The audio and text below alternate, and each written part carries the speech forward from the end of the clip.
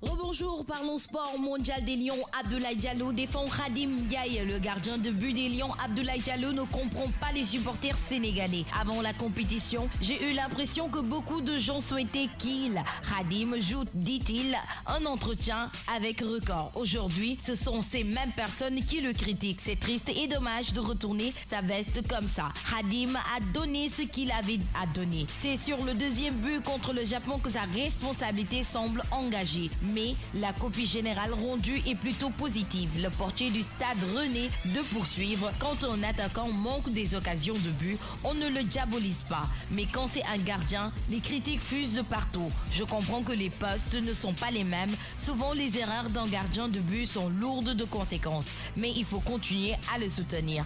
À mon avis, même si Khadim a commis des erreurs, il ne faut pas le diaboliser. Avenant de contrat, ce que la fédération exige de Aliou Cissé. Les termes du premier contrat signé le 5 mars 2015 rempli avec les quarts de finale de la CAN 2017 et la qualification au Mondial 2018. La fédération sénégalaise de football est décidée à prolonger la compagnonnage avec Aliou Cissé. Dans ce sens, l'instance dirigeante de football national a fixé un nouvel objectif, atteindre la finale de la Coupe d'Afrique des Nations 2019. C'est souligné dans l'avenant de contrat que propose la fédération au coach des Lions. Record qui donne l'information rapporte que M. Augustin Senghor, le président de la fédération, a fait un pas vers le coach des Lions pour des discussions, lesquelles, souligne le journal, vont porter notamment sur l'augmentation du salaire d'Aliou Cissé et la situation contractuelle avec tous ses collaborateurs. Donc il est clair qu'Aliou Cissé est parti pour garder son poste. Le débat ne se pose plus, tranche le vice-président de la fédération, Abdoulaye Sow, contacté par Record. Au niveau de la fédération, il est clair qu'on va continuer avec Aliou Cissé jusqu'après la CAN 2019. On lui fera signer un avenant de contrat jusqu'à la fin du mois de juillet, soit après la CAN 2019. Là, je ne saurais vous dire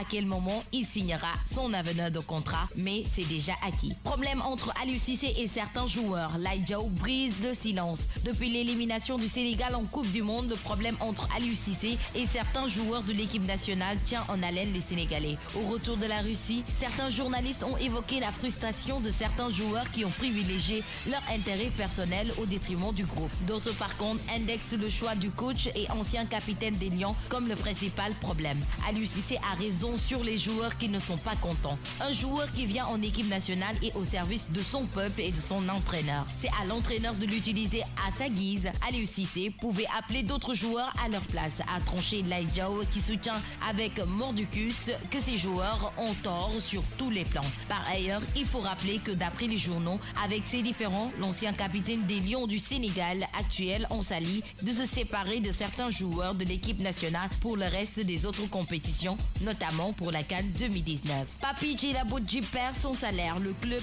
Super Suderland a annoncé la suspension du salaire de son joueur Papy Djilabodji. Notre compatriote a refusé de revenir au club à la fin de son prêt à Dijon. Sunderland, Papy Djilabodji, plus de salaire. Pour Papy Djilabodji, le défenseur central des Lions, qui ne veut plus revenir à Sunderland après son prêt à Dijon, est privé de son salaire jusqu'à nouvel ordre.